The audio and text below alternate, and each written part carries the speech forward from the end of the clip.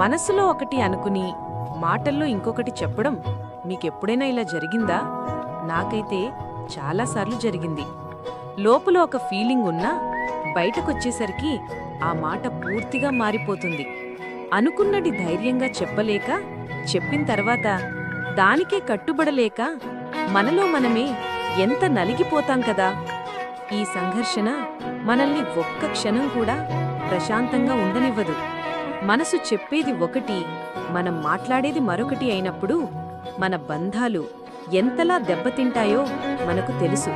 ఇది మీ సమస్య, నా సమస్య అని కాదు. ఇది మనలో చాలామంది ఎదుర్కొంటున్న ఒక పెద్ద సవాలు. మనసుకి మాటకి మధ్య ఈ గ్యాప్ అని అగాధం పెరిగే కొద్దీ మన జీవితాల్లో అపార్థాలు, గొడవలు, అశాంతి మొదలవుతాయి. మనమే రెండు ముక్కలైపోయినట్టు, మనతో మనం యుద్ధం చేస్తున్నట్టు అనిపిస్తుంది. మరి ఈ రెండిటిని ఎలా కలపాలి? మనసులో ఉన్నదాన్నే మాటగా ఎలా మార్చి మన జీవితాన్ని ప్రశాంతంగా, నిజాయితీగా, శక్తివంతంగా బ్రతకాలి? నేను దీని గురించి ఆలోచిస్తున్నప్పుడు నాకు బ్రహ్మశ్రీ చాగంటి కోటేశ్వరరావు గారి ప్రవచనాలలో ఒక అద్భుతమైన పరిష్కారం దొరికింది. ఆయన చెప్పిన విషయాల్లోని కొన్ని అణిముత్యాలను మన జీవితాలకు ఎలా అన్వయించుకోవచ్చు ఈ వీడియోలో చూద్దాం. చివరి వరకు నాతో పాటు ఉండండి. మన మనసుని, మాటని ఏకం చేసే ఒక దారి మనకు తప్పకుండా కనిపిస్తుంది. ఈ అంతరం ఎందుకు? సమస్య యొక్క మూలం. అసలు మనసుకి, మాటకి మధ్య ఈ గొడవ ఎక్కడ మొదలవుతుంది? మన పెద్దవాళ్లు మనసుని ఎప్పుడూ ఒక చోట నిలవని కోతితో పోలుస్తారు. దాని స్వభావమే చంచలత్వం. అలాంటి మనసులో రోజూ వేల ఆలోచనలు పుడతాయి. వాటన్నిటినీ మనం మాటగా మార్చలేం కదా. కొన్నిసార్లు భయం, కొన్నిసార్లు మన స్వార్థం, చాలాసార్లు ఎదుటివాళ్లు ఏమనుకుంటారో అనే భయం మనల్ని నిజం మాట్లాడకుండా ఆపేస్తుంది. ఒక చిన్న ఉదాహరణ తీసుకుందాం. ఆఫీస్లో మన బాస్ తీసుకున్న ఒక నిర్ణయం మనకు నచ్చలేదు. ఇది కరెక్ట్ కాదు అని మనసు లోపల గట్టిగా అరుస్తున్నా పైకి మాత్రం సూపర్ ఐడియా సార్ అని ఒక నవ్వు నవ్వేస్తాం. ఎందుకంటే నిజం చెబితే ఉద్యోగం పోతుందేమో అని భయం. అలాగే మనకు ఇష్టమైన వాళ్ల మీద మనసులో బోలెడంత ప్రేమ ఉన్నా మన అహంకారమనే గోడ అడ్డుపడి ఆ మాటను బయటకు రానివ్వదు. ద్వంద్వ ప్రవర్తన మొదట్లో గోడకు పడిన చిన్న పగులులా అనిపిస్తుంది. కాని నెమ్మదిగా ఇదే మన అలవాటుగా మారి ఆ పగులు పెద్దదై మన వ్యక్తిత్వం అనే గోడనే కూల్చేస్తుంది.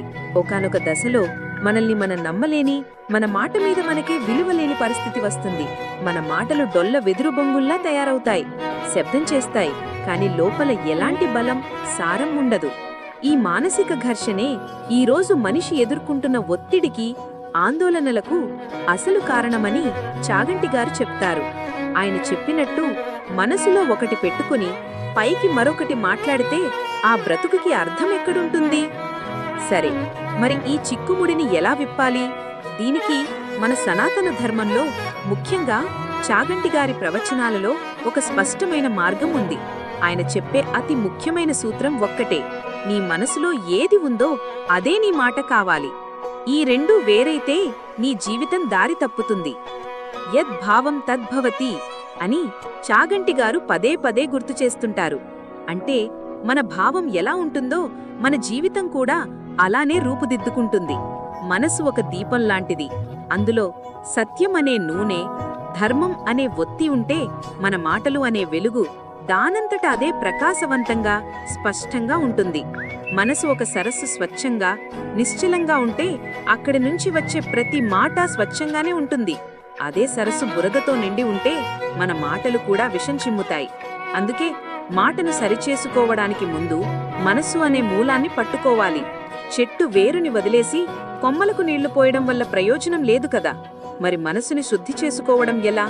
దైవ చింతనతో, మంచి మనుషులతో స్నేహం చేయడం ద్వారా, మంచి పుస్తకాలు చదవడం ద్వారా మనసులో పేరుకుపోయిన రాగద్వేషాలు అనే చెత్తను తొలగించుకోవాలి. మనసు ఎప్పుడైతే సత్యంతో, ధర్మంతో, ప్రేమతో నిండి ఉంటుందో అప్పుడు మనం ప్రత్యేకంగా ప్రయత్నించకపోయినా మన మాటలు నిజాయితీగా, శక్తివంతంగా మారిపోతాయి.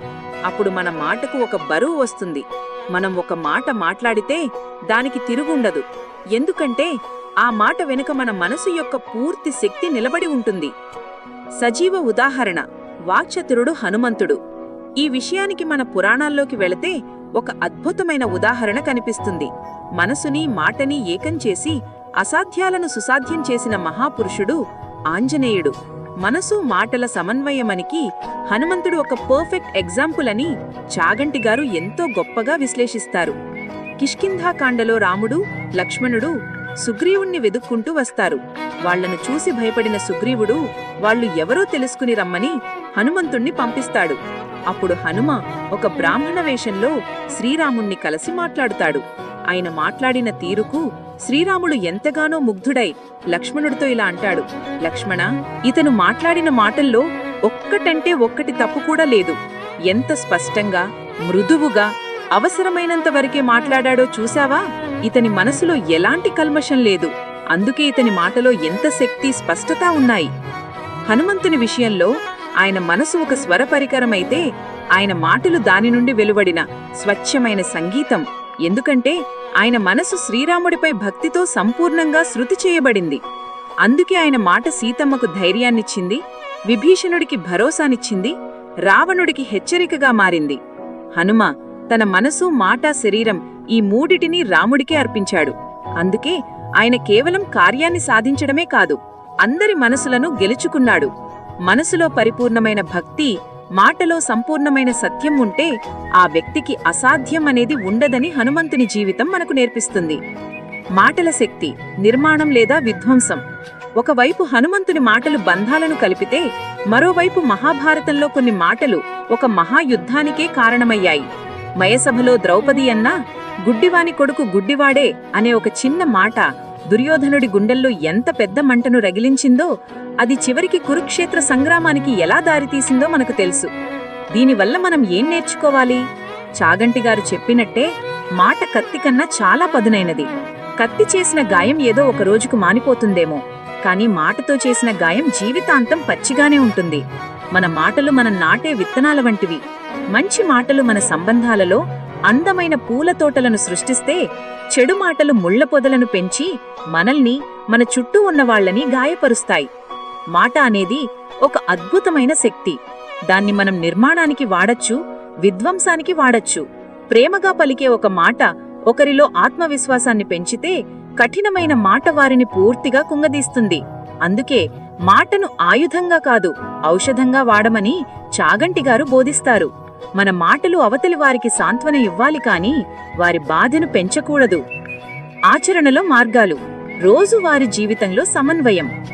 ఈ సిద్ధాంతం వినడానికి చాలా బాగుంది, కానీ అసలు విషయం దీన్ని మన రోజువారీ జీవితంలో ఎలా పాటించాలి?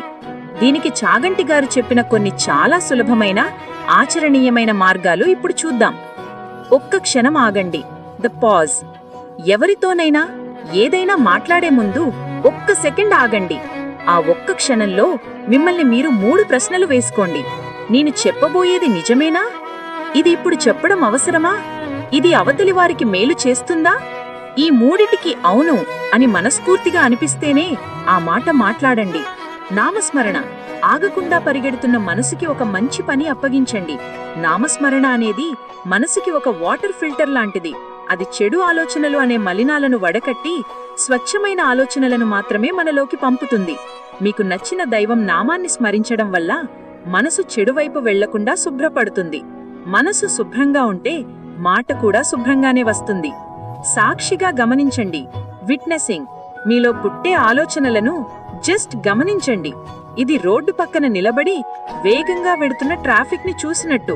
మీరు వాహనాలతో పాటు పరిగెత్తరు, కేవలం వాటిని గమనిస్తారు. అలాగే మీ ఆలోచనలతో పాటు కొట్టుకుపోకుండా వాటిని దూరంగా నిలబడి చూడండి. ఓకే, నాలో ఇప్పుడు కోపం వస్తుంది అని గమనించగలిగితే చాలు. ఆ ఆలోచన పట్టు మీపై సడలవుతుంది. అప్పుడు మీరు ఆలోచనలకు బానిస కారు, మీ మాటలకు యజమాని అవుతారు.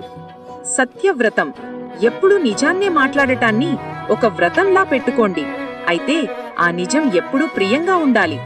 సత్యం బ్రూయాత్ ప్రియం బ్రూయాత్. సత్యాన్నే పలకాలి, ప్రియంగా పలకాలి. కఠినమైన నిజాన్ని కూడా ఎదుటివారు బాధపడకుండా మెత్తగా చెప్పే కలను మనం అలవర్చుకోవాలి. ఈ విషయాలు మీకు నిజంగా ఉపయోగపడతాయి అనిపిస్తే ఈ వీడియోను తప్పకుండా లైక్ చేయండి. మీ జీవితంలో మనసుకి మాటకి మధ్య జరిగిన ఏదైనా సంఘర్షణ గురించి లేదా ఈ సూత్రాలు పాటించడం మొదలుపెట్టాక మీలో వచ్చిన మార్పు గురించి కామెంట్స్లో నాతో పంచుకోండి. కాబట్టి మన ప్రయాణం మాటను కంట్రోల్ చేయడంతో కాదు, మనసుని శుద్ధి చేయడంతో మొదలవ్వాలి. మనసు అనే వేరు ఎంత బలంగా, స్వచ్ఛంగా ఉంటే మాట అనే కొమ్మకు పూసే ప్రతి పువ్వు అంత సుగంధభరితంగా ఉంటుంది. మన మనసులో సత్యం, కరుణ, ప్రేమ నిండినప్పుడు మన మాటలు అప్రత్యయంగానే శక్తివంతంగా, ప్రియంగా మారిపోతాయి.